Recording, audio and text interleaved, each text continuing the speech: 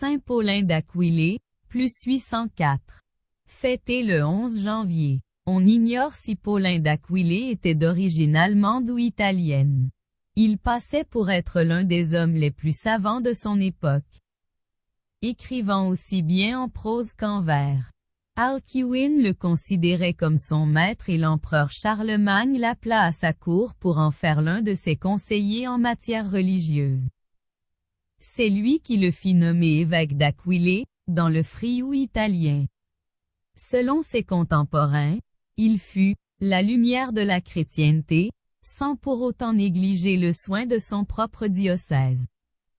Il fut l'un des grands défenseurs du « filioque », ajouté dans le texte latin du Concile de Nicée. Il évangélisa les Avares et les Slovènes. Le Verbe très saint du Père, tout-puissant et absolument parfait, se répand en toutes choses. Il déploie partout sa puissance. Il éclaire toutes choses, visibles et invisibles. Il les contient en lui et les rassemble en lui.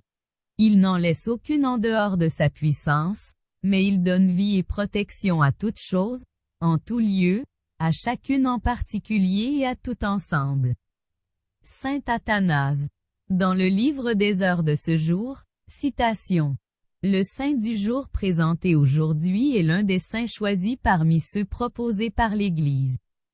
Chaque jour, l'Église honore plusieurs saints et bienheureux. Ceux du calendrier romain, sanctoral romain, ceux des calendriers diocésains et ceux du calendrier des églises orientales, synaxaires.